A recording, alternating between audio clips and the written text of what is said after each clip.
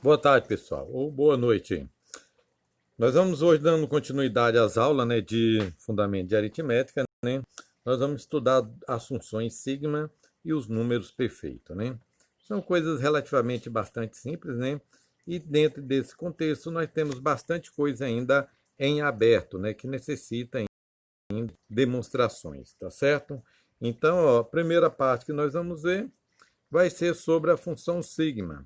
A função sigma é uma função que relaciona qualquer número natural n, não nulo, a um valor sigma de n, que representa, na verdade, a soma dos divisores do número n. Então, essa função relaciona o quê? Um número natural à soma de seus divisores, tá certo? Essa soma dos divisores é chamada de função sigma.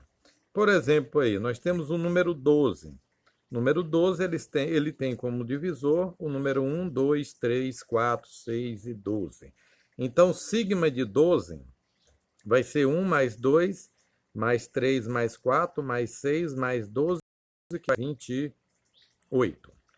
Se o meu n é um número primo, se o meu n é igual a p, que é primo, então nós vamos ter que os divisores de um número primo é sempre 1 e ele mesmo, não é isso? Porque todo número primo só tem dois divisores, que é 1 e ele mesmo. Então, a sigma de p, sigma de n, que é igual ao número primo, vai ser igual a 1 mais p, tá certo? Se n é igual a p elevado a alfa, lembrando que p é um número primo, então os divisores de p elevado a alfa vai ser 1, p ao quadrado, p ao cubo, até chegar a p elevado a alfa. Como nós vamos ter n, que vai ser a soma dos divisores de p elevado a alfa, vai ser 1 mais p ao quadrado, mais p elevado a alfa. Se a gente for observar, essa soma aí, na verdade, é uma soma de uma PG finita. Nós poderíamos até usar a fórmula da soma da PG para encontrar essa relação aí, que é p elevado a alfa mais 1 menos 1 sobre p menos 1. O livro lá, ele chega nessa fórmula de uma maneira um pouco diferente. Então, aqui que nós já temos o seguinte: se o n é igual a uma potência de um número primo, então o somatório dos divisores dele vai ser p elevado a alfa mais 1 menos 1 sobre p menos 1. Tá certo? Daí nós vamos chegar em uma proposição. Como nós temos qualquer número natural, n, ele pode ser decomposto em fatores primos. Quando nós decompomos um número n em fatores primos, nós escrevemos ele como sendo p1 elevado a alfa 1 vezes p2 elevado a alfa 2 vezes pr elevado a alfa r, onde r é um número maior ou igual a 1 e os pi são decompondo em fatores primos. Lembrando que todos esses fatores, PI é diferente de PJ sempre que o I for diferente do J. Quer dizer que nós não trabalhamos com repetição de fatores primos, sempre são distintos. Com isso, a sigma de N, que é o somatório, vai ser justamente o produto do somatório de cada um dos fatores separadamente, como feito anterior. P1 elevado a alfa 1 mais 1 menos 1 sobre P1 menos 1, vezes P2 elevado a alfa 2 mais 1 menos 1 sobre P2 menos 1, vezes PR elevado a alfa R mais 1 menos 1 sobre... Aí aqui nós damos que é o do 20, né? N igual a 20. Primeiro nós vamos decompor ele em fatores primos. Nós vamos obter que 20 é igual a 2 ao quadrado vezes 5. E com isso, o somatório dos divisores de 20, 2 elevado a 2 mais 1 menos 1 sobre 2 menos 1, vezes 5 elevado a 1 mais 1, menos 1 sobre 5 menos 1.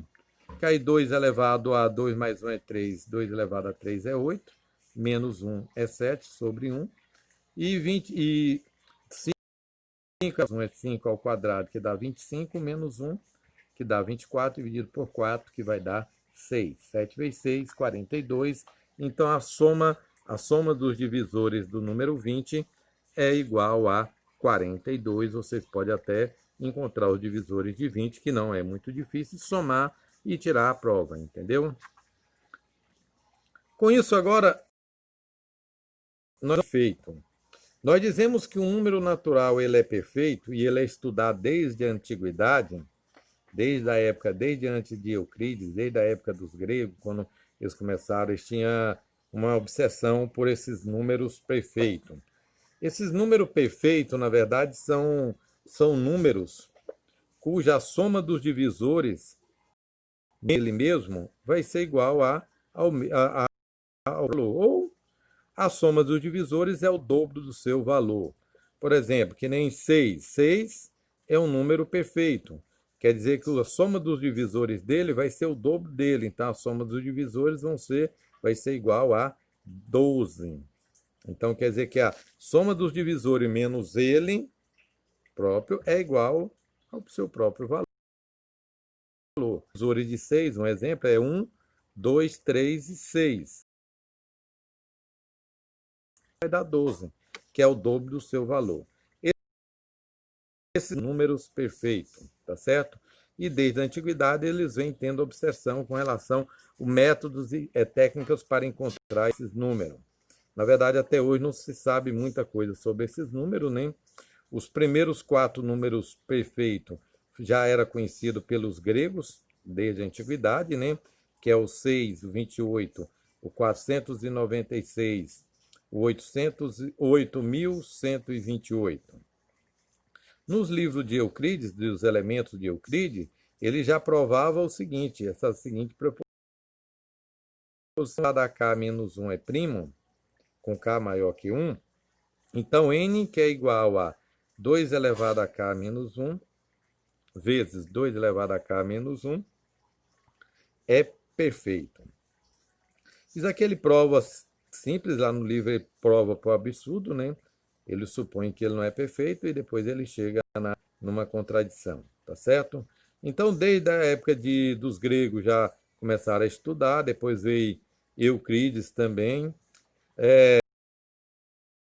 Esses números, relatou várias proposições sobre esses números, criou várias propriedades sobre o número 2 elevado a n menos 1, que já era usado até pelo Euclides no elemento, né? Foi provado, ele teve algumas conjecturas, mas muitas delas não se provaram no decorrer dos tempos, tá certo? Então, esse número, por Mesene ter utilizado ele bastante, né? Ele ficou conhecido como número de Mesene. Então, 2 elevado a n menos 1 é um número de Mesene.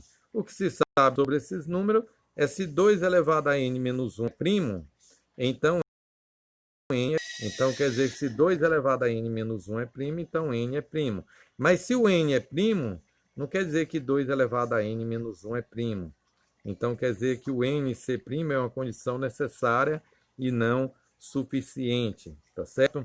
E lá dentro no livro ele conta várias histórias do decorrer dos matemáticos que estudaram esses números e deram as suas contribuições nas buscas do número perfeito, entendeu?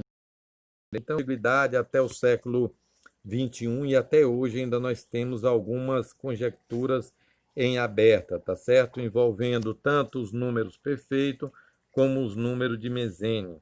Como, por exemplo, aqui eu relatei 3, mas lá ele está de outra. Algum número perfeito é ímpar? Então é uma pergunta. Até agora, se nós for pegar os 4 primeiros estudados lá, todos são pares. Será que tem algum número perfeito que é ímpar? Até hoje não se sabe, entendeu? Se você for pensar, o conjunto dos números perfeitos é finito ou infinito? Então não conseguiram provar que esses conjuntos eles vão ser infinitos ou finitos. Aí ele chegou a algum número de Mesene duplo primo, além dos 4 que se conhece presentemente. Então quer dizer que essas conjecturas elas são em aberto, então não conseguiram ainda formular uma demonstração sobre sobre esses valores. Então, uma parte que ainda está em bastante uso, né? Ela, por ser uma parte ainda que é aplicada basicamente na parte de computação, números binários, então ainda se requer ainda que os matemáticos ainda perca não, estude esses valores, às vezes na demonstração dessas conjecturas podem ainda formular umas novas conjecturas ou até mesmo chegar a algumas definições ainda novas sobre esses números, tá certo? Nessa parte aqui nós vamos trabalhar do 111 ao 2, tudo bem? Muito obrigado, até